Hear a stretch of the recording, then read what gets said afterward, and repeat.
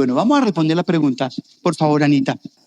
Dice, ¿cómo no dejar que mis sentimientos influyan en lo que creo que es la voluntad de Dios?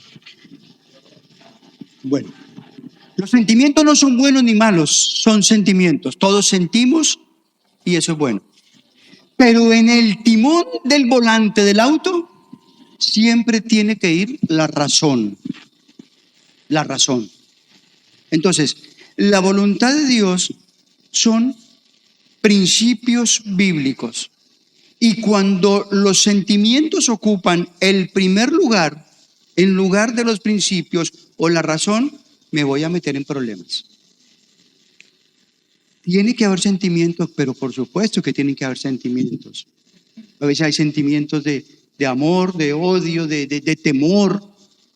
Y los sentimientos no son buenos ni malos, porque a veces el miedo, en medio de la oscuridad, en una calle peligrosa, me va a ayudar a correr y batir los 100 metros planos. Entonces son sentimientos que Dios nos capacitó con ellos. El problema es si el miedo me controla, ahí sí hay problema. ¿Se entiende? Entonces, cuando tengo que decidir algo, la razón, los principios bíblicos van por encima de los sentimientos, pero gracias a Dios que sentimos. No sé si acá vamos a terminar la madrugada porque están sumando. Una de las cosas que es importante aclarar, porque el estar acaparados es una responsabilidad. Cuando uno hace una pregunta, la hace desde un contexto que nosotros no conocemos. Entonces, lo que nosotros vamos a responder, en cierta forma, tienen que tomarlo con pinzas, porque quizás no va a ser adecuado lo que nosotros respondamos porque no estamos entendiendo bien sobre qué base ustedes nos preguntan.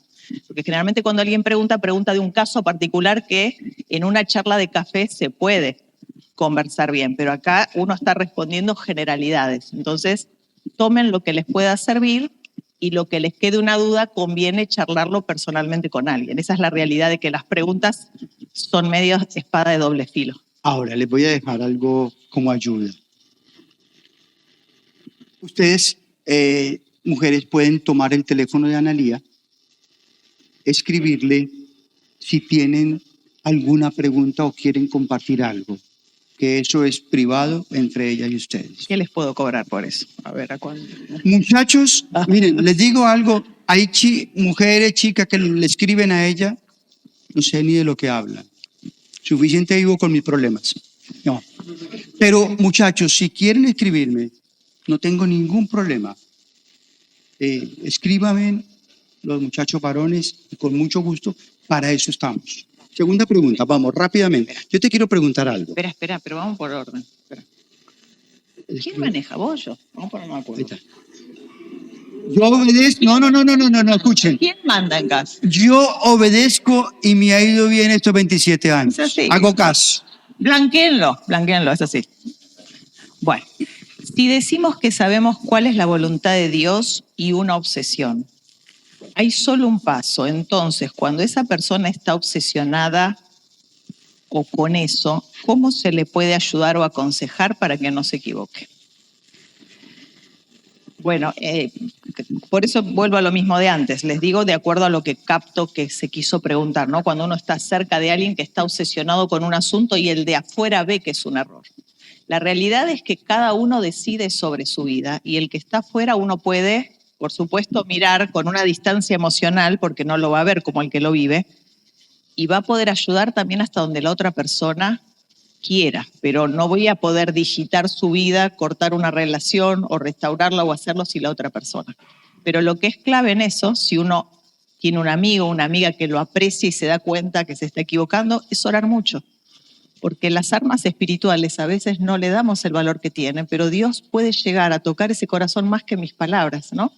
Lo mismo pasa si fuese un hijo, si fuese una persona que uno le quiere hacer entrar en razón. Y no se le puede dar un garrotazo, esa es la...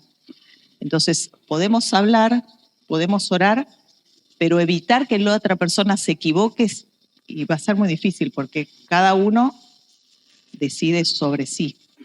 Sí, hablar con la persona cuando hay un deseo que vos ves que es un deseo y que se le metió en la cabeza y llevarlo a que vea los principios bíblicos, a que vean lo que hablamos y que pueda decidir. Les digo algo, muchas veces por la capacidad que tenemos, es difícil. Les doy un ejemplo.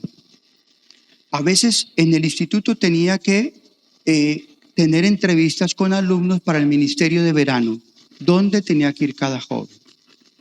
Por mi capacidad, y se me metía algo en la cabeza, podría correr el riesgo de ser un deseo, de ser una obsesión y de manipular, y voy a convencer a la persona para que vaya a X lugar. ¿Se está entendiendo lo que digo? ¿Qué tenía que hacer? Conociéndome yo. Paraba todo, me arrodillaba, le decía, Señor, por favor, ayúdame a tomar esta decisión, viendo qué es lo que el joven necesita y que va a ser lo mejor para su vida. Entonces, lo que Analía les decía es cierto en cada decisión. Si sos una persona que tiene un carácter de que logra las cosas por tus deseos, arrodíllate delante de Dios y decirle, Señor, no quiero decidir lo que puede ser un deseo, sino quiero hacerlo con sabiduría de tu mano. Y te va a ayudar mucho eso. La otra. Dice así, estoy hablando con una persona no creyente y me manifestó que quería algo serio conmigo, pero le dejé en claro que yo no estaba dispuesta a estar con alguien que no comparta mi fe. Está viniendo a la iglesia y mi pregunta es, ¿estoy forzando de alguna manera la voluntad de Dios en mi vida? Es alguien que pregunta. Son cosas.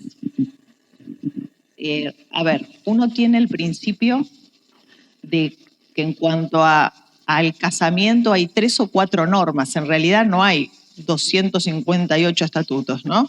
Tiene que ser cristiano, tiene que ser del sexo opuesto, no tiene que estar comprometido. Ahora, ese es, digamos, el universo sobre el cual uno tiene la libertad para elegir. Pero hay cuestiones que son muy finitas y que en realidad nadie te va a poder decir. Es decir, ¿está viniendo por mí a la iglesia o está viniendo porque realmente tuvo un quebranto de corazón? O sea, es difícil medir, o sea, nadie puede saber si la otra persona es salva o no. Ahora, Dios nos dio sentido común. Y si una persona está viniendo hace poco y coincidentemente, porque justo hay una joven que le interesa, es llamativo, por una cuestión de lógica. Y si realmente aceptó a Cristo en su corazón, quizás tampoco es el tiempo de empezar una relación. Entonces, a veces hay cosas que uno las quiere mover un poquito, para decir, no, pero está viniendo, pero se involucró y ya se quiere bautizar, pero sigue siendo riesgoso si es realmente salvo o si tiene la madurez para empezar una relación. Entonces, si fuese un consejo, de afuera, en todo caso, esperar a ver si realmente da fruto, si realmente es una persona salva y si a su vez no solo es salva, sino realmente está madura para empezar una relación. Pero bueno, son cosas que también por una cuestión lógica a un muchacho, por ponerlo, podría ser a la inversa, del mundo que está acostumbrado a ver otras conductas, encontrar una chica cristiana y realmente es muy tentador. Porque una chica cristiana o fiel tiene un perfil que realmente es un tesoro para el mundo. Entonces, esas cosas también las tienen que tener en cuenta y bueno, quizás a veces permitirse el tiempo de ver si realmente estas decisiones es por el Señor o por la joven. Yo diría, por lo menos tomarse un tiempo. ¿Cuál es el primer principio que yo les hablaba en cuanto a una relación? No os unáis en yugo desigual. El muchacho ya viene siendo incrédulo. Pero ahí juega lo emocional también, ¿se dieron cuenta?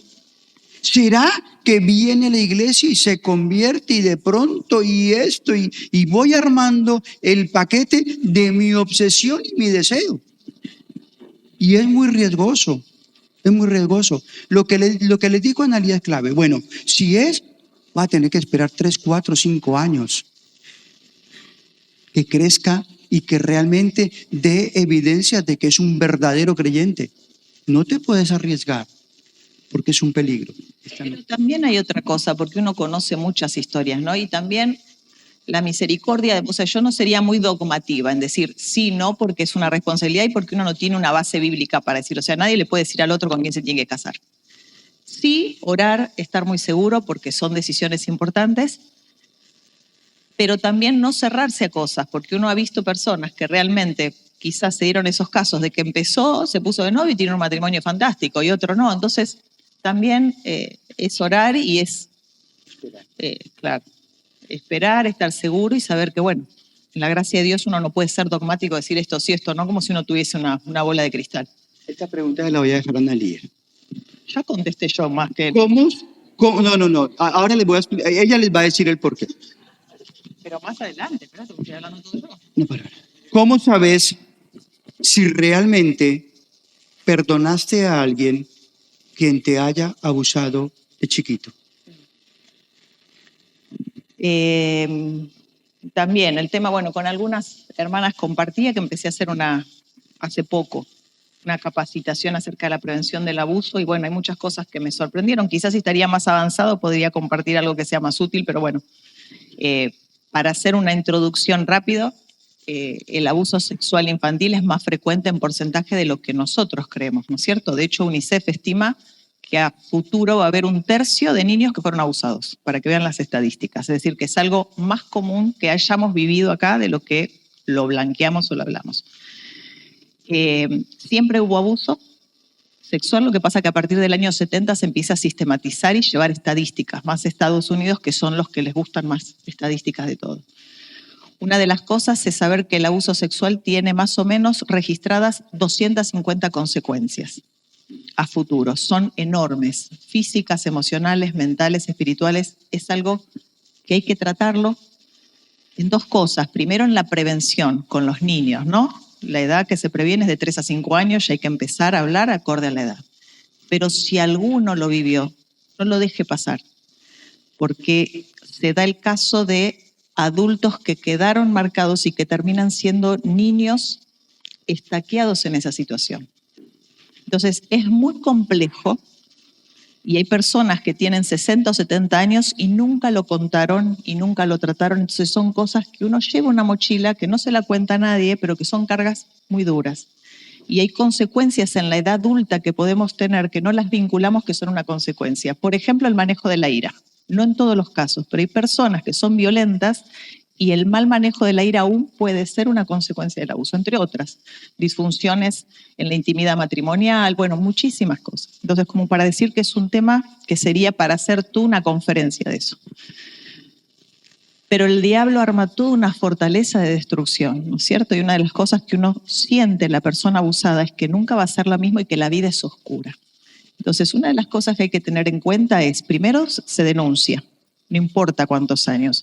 Se minimizan las consecuencias cuanto antes se denuncia. Por eso, si esto le pasa a un niño, de paso lo comento, si logra hablar antes de los 6 meses, va a tener menores consecuencias, no es que no va a tener. Cuanto más tiempo pasa, porque no lo puede contar y demás, más se agrava todo. Entonces, lo primero es saber que hay que hablarlo. Así hayan pasado 6 meses o hayan pasado 20 años, 30 o 40.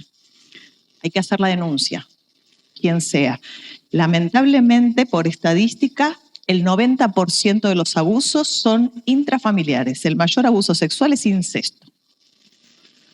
Es intrafamiliar. Entonces, eso es todo un problema. Y cómo haya reaccionado la persona si uno lo contó, si fue que se lo contó a la mamá o demás, eso es otro asunto. Pero fundamental es hablarlo y saber que Dios, Isaías 61, es el que sana el corazón.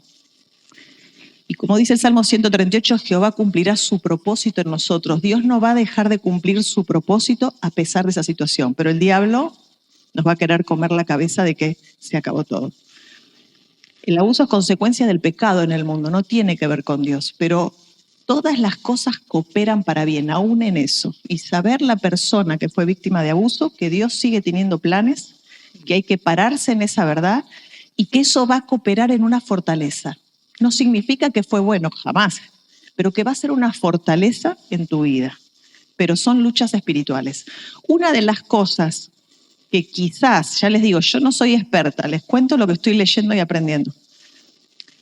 De si realmente perdoné, que el perdón es una decisión, como en 2 Timoteo 4:14, cuando Pablo dice, Alejandro el carcelero me hizo muchos males, Dios le pague. Es decir, saber que nunca se corta la ley de la siembra y la cosecha.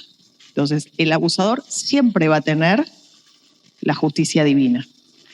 Quizás la justicia judicial humana hay muy bajo porcentaje de que llegue a un buen puerto, pero de todas formas, como cristianos tenemos que pararnos en las promesas de Dios, independientemente del proceso judicial, independientemente, pero saber que Dios resarce la víctima.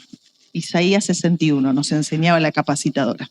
Dios, no solo en la justicia humana, si eso llega y progresa, solo es la parte judicial que la víctima va a tener un resarcimiento, nada más y hasta ahí nomás, pero no te cambia la vida.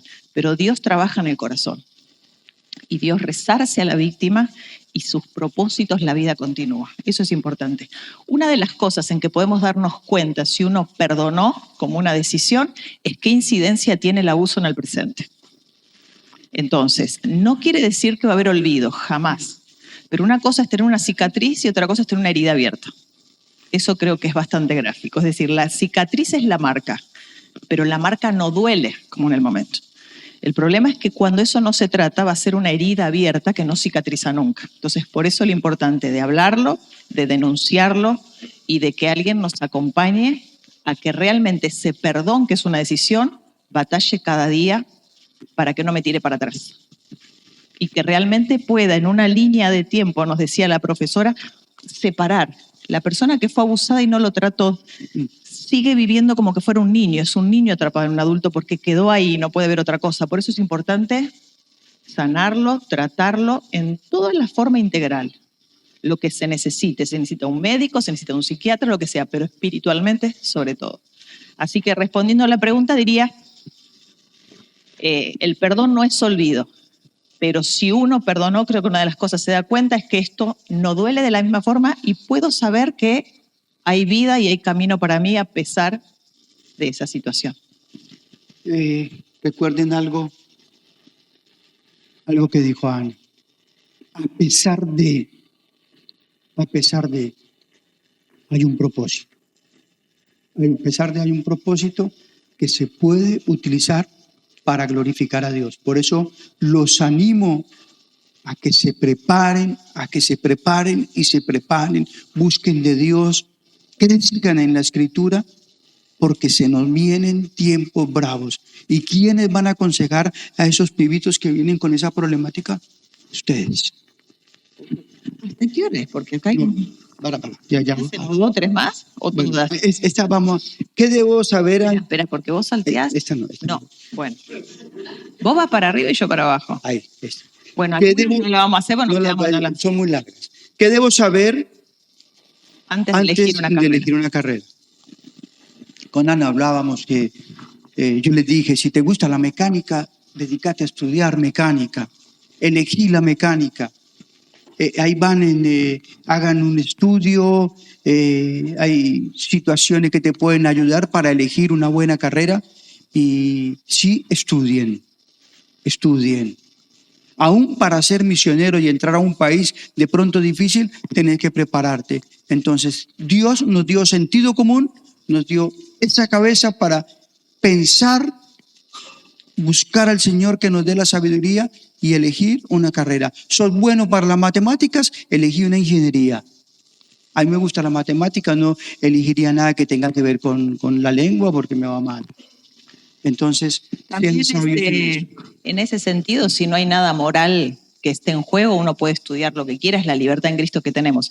Lo que sí, tomo lo que decía Eliezer ayer, es reunir información. Es decir, a veces hay carreras, por ejemplo, bióloga marina. Puede ser muy interesante. La cuestión es dónde es el campo de acción. Y capaz que tengo que irme a la Patagonia. Entonces, esas cosas que son concretas, saber si lo que quiero estudiar primero lo voy a poder sostener, si voy a estudiar en una universidad privada o del Estado y tengo los recursos, cuál es el campo de acción. A veces hay carreras que son muy interesantes, pero después es muy difícil insertarse en un mercado laboral. Entonces, a ver, voy a tener trabajo. Si quiero estudiar la rama de la docencia, pero me gustan los chicos, tengo paciencia. Entonces, esas cosas tienen que ver con ser honesto de que lo que voy a hacer esté seguro de qué comprende, cuántos años y tengo los recursos y cuál es el campo de acción, porque a veces hay cosas que es muy difícil después conseguir trabajo. Otra pregunta.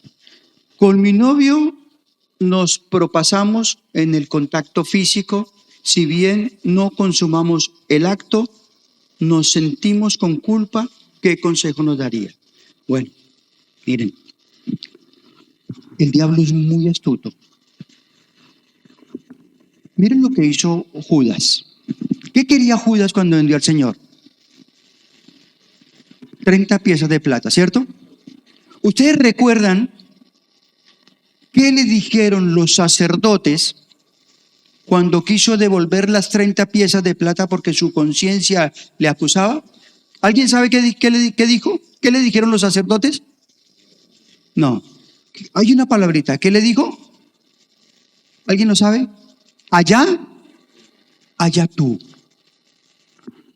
Desde el jardín del Edén, el diablo ha ofrecido el pecado. Y cuando se llega al pecado, te dice, allá tú. Y después va a acusar delante de Dios, mira lo que hizo tu hijo. Esa es la estrategia de Satanás. Y nos esclaviza y nos coloca un grillete, lo clava en la arena y dice culpable, culpable, culpable, culpable. Y no te deja salir de ahí. Si la palabra de Dios dice, si confesamos nuestros pecados, Él es fiel y justo para perdonarnos y limpiarnos de toda maldad. ¿Me perdonó o no me perdonó cuando confieso? Ahora, el problema es que no me perdoné yo. Eso es incredulidad. Yo sé que te va a afectar. Pero les digo, si yo no caigo en el pecado del acto, no es porque soy mejor que el que cayó. Es por la misericordia y por la gracia de Dios. Porque todos tenemos un corazón pecaminoso. Y si estamos de pie, es por la gracia y la misericordia de Dios, no porque soy mejor que el que cayó. ¿Se entiende? Entonces, por supuesto que Dios te perdonó. Dios te perdonó. No te dejes atacar del diablo. Y sí, tenés que buscar consejo, ayuda, tener cuidados extremos en el momento y tratar de poner todas las barreras para no permitirte volver a lo mismo. Porque el problema con el contacto físico es que se toma el dedo, después la mano, después el codo y se avanza. Es como cuando vas en la autopista, 110, 120, 130. ¿Qué es más fácil, frenar a 80 o frenar a 130? 80. Entonces, no te dejes ganar la cabeza del diablo porque ataca la conciencia. Dios te perdonó. Y por supuesto que huid. Hay que colocar, si vos querés decir. Claro, una vuelta conversamos con una chica al respecto, que en realidad es un reto y todo un desafío de valientes llevar un noviazgo en santidad hoy, como hoy está el mundo con el tema, ¿no? Una de las cosas es que hay muchos estímulos. Entonces, todo está orientado para que esto no suceda, para que no se lleve un noviazgo en santidad. Entonces, cuando hay una pareja que realmente quiere en el Señor llevar un noviazgo, se va a encontrar con todo un desafío. Entonces es importante poner algunas cosas prácticas también, ¿no es cierto? Decir, bueno, uno tiene más probabilidad de ceder a la tentación si uno está solo en una casa con el novio, en el sillón, medio acaramelados, a que si uno estaría en una plaza, por ejemplo. Entonces a veces hay recursos prácticos. No es lo mismo darse un beso, darse la mano si uno está en una plaza, que estás en un lugar público, que si estás en un lugar solo con el novio. Entonces a veces hay cosas que pueden ser ayudas prácticas, es decir, evitar lugares que se puede prestar para algo más y cuidarse. Y cuidarse en ese sentido de que uno sabe qué ambientes o qué cosas pueden ser más propicios para... Bueno, vamos a responder esto rápido. Después las que quedan pendientes, si quieren... Las rápido, Ana. 2 minutos cada una. Va a hablar mi esposa. ¿Sí? Vos te abusaste de ¿Cómo hago? confianza. ¿Cómo hago para, porque pregunta una chica, cómo hago para poner límite a un chico que no me respeta y lo entiendo, pero me cuesta? Mira, cerrás los 5 dedos así, levantás. ¿Escucharon? Bueno, no sé si el chico es el novio o es una persona, pero bueno, hay que poner límites. A veces no son simpáticos, pero a veces, no sé, por eso les decía, no sé si esto se refiere al novio o a un, no sé, un amigo, vamos a ponerle. A veces aún puede ser un toque o mucha confianza o palabras o expresiones o que te carga con algo y a veces todo molesta. Bueno, a veces no es simpático, pero hay que hablarle y decirle, mira, esto no me llames más así, o no me toques de acá porque no me gusta, o a veces hay cosas que yo veo aún, esta mano acá, para la mujer es medio incómodo que te agarren de la cintura algo si no querés, si no te gusta que te esté agarrando la cintura, ¿no? Bueno, por ejemplo. Y a veces hay cosas que uno no tiene como mujer, tampoco el hombre, que aguantar que otro te toque. Entonces simplemente se bueno, mira, en algún momento no me gusta o esto no me lo hagas, pero hay que poner límites. Porque si uno no pone, el otro se acerca siempre. O sea, el que pasa los límites nunca va para atrás.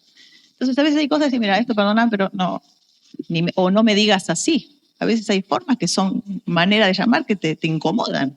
O sea, no todo es físico. A veces hay exceso de límites verbales.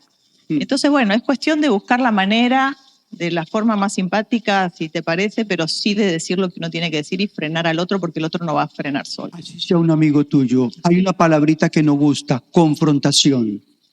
La confrontación es ayudar al otro a que está haciendo las cosas mal. La finalidad del matrimonio siempre es tener hijos y formar una familia. Vamos a remitirnos a lo que dice Génesis 1. Dice, ¿no? Multiplicaos, el hombre dejará a su padre y a su madre y se unirá a su mujer. O sea, bíblicamente Dios favorece la formación de una familia entre un hombre y una mujer y los hijos son una bendición. ¿Eso significa que el que no se casa peca o el que no tiene hijos? Y no podría decir eso. Entonces, lo que sí sería un lindo tema saber por qué no una pareja no quiere tener hijos, por ejemplo. Porque quizás puede ser por cosas que sería una pena que se lo pierdan de tener. Hay personas que no tienen hijos, conocemos un matrimonio por miedo, porque está mal el mundo. Y la verdad que el mundo siempre estuvo mal. Y hubieron tiempos antes de Cristo y en Medio Oriente peores. Entonces, a veces quizás es una pregunta que daría más para escarbar un poquito y ver a qué le tienen miedo o qué no, o qué piensan. Pero bueno, la Biblia favorece la formación de familias, pero no significa que el que no se casa o que no tenga hijos es pecado. O sea, están otra vez con la libertad cristiana que tiene cada uno de decidir. Sí, y la palabra de Dios también nos marca que el matrimonio es para disfrutar la compañía y todo. La última pregunta. Dice, ayer mencionaste que las decisiones las tengo que tomar yo, pero mis autoridades no están de acuerdo con una decisión de un chico. ¿Qué hago?